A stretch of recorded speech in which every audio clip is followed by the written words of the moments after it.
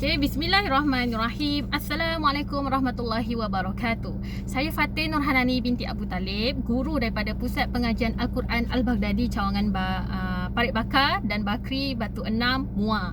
Okay, jadinya hari ini kita akan saya akan menceritakan sinopsis, okay, sedikit berkaitan dengan surah Al-Hajj, iaitu surah yang ke-22, okay, 22 dan mengandungi 78 ayat. Okey, jadi kita nak tahu apa yang terkandung dalam surah Al-Hajj. Okey, yang pertama sekali kita nak tahu kenapa namanya surah Al-Hajj.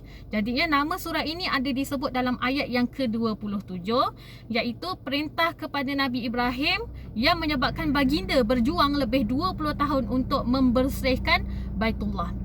Jadi nama surah ni dinamakan Al-Hajj kenapa? Ada dekat ayat 27. So nanti kita akan cerita sikit. Okay, seterusnya surah Al-Hajj ni apa yang diceritakan? Dia bagi kita memahami kepentingan rukun Islam yang kelima. Okey, apa dia rukun Islam yang kelima? Iaitu berkaitan dengan haji. Pun ada juga, sebab tu nama dia Al-Hajj.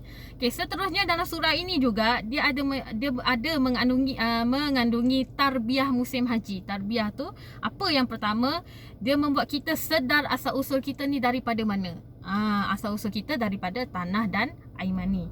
Okey, yang kedua, tarbiyah musim haji juga ialah bagi membuktikan Allah membuktikan kepada kita tentang kebesarannya kuasa Allah, iaitu cabaran mencipta seekor lalat.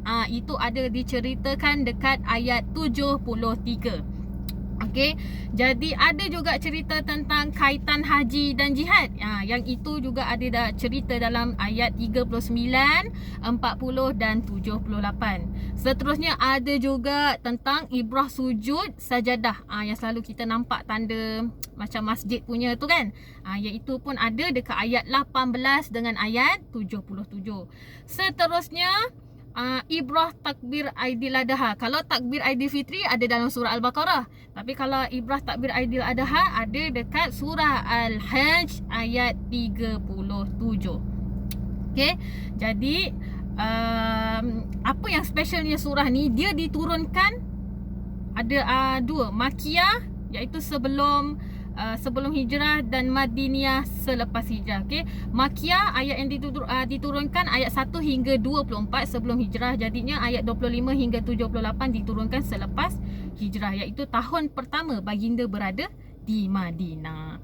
Okey, jadi dalam surah ni juga, okay, ayat 1 hingga 24 menceritakan gambaran peristiwa di padang mahsyar dan sikap manusia yang memilih sama ada memilih iman ataupun memilih kufur. Itu yang pertama, ayat 1 hingga 24. Okey, seterusnya ayat 25 hingga ayat 37 menceritakan tentang waktu Nabi Ibrahim membina Kaabah. Itu untuk ayat 25 dan 37. Jadi kita terus pergi ke ayat 38 hingga 46, iaitu turunnya perintah jihad, iaitu mempertahankan agama daripada serangan musyrikin. Okey, itu ada diceritakan dekat ayat 38 hingga 46.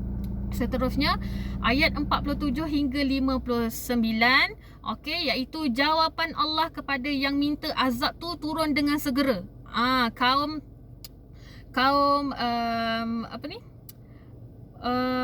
kaum musyrikin waktu tu, musyrikin Quraisy, dia minta Nabi Ibrahim berdoa supaya azab diturunkan dengan segera pada waktu itu.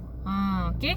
Seterusnya ayat 60 hingga 76, Allah menunjukkan alam kepada kamu sampai satu masa sekalipun mahu terus kufur kepada Allah. Itu ayat 60 hingga 76 dan ayat 77 hingga 78 turunnya perintah sujud dan jihad. Itu antara sedikit yang kita dapat bagi point apa yang terkandung dalam ayat tersebut.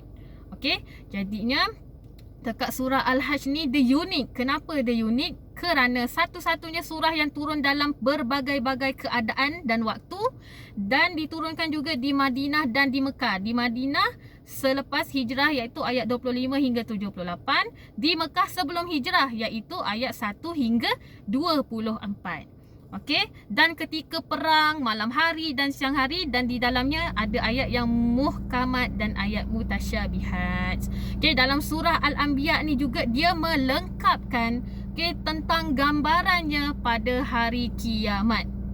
Dia melengkapkan. Kalau dekat surah Al-Hajj dia pada akhir pada ada ayat tu dia menceritakan gambaran sahaja, tapi dekat Al-Hajj, surah Al-Hajj, dia memberi gambaran penuh tentang adanya hari kiamat. Okey, jadi surah Al-Anbiya mengenai umat terdahulu, tu Al-Anbiya. Okey, surah Al-Hajj mengenai umat yang sekarang yang kita sedang hadapi. Itu dia. Okey, jadi itulah antara sedikit sinopsis untuk surah Al-Hajj, iaitu berada di juzuk 17. Jadi sekian saja daripada saya untuk hari ini. Assalamualaikum warahmatullahi wabarakatuh.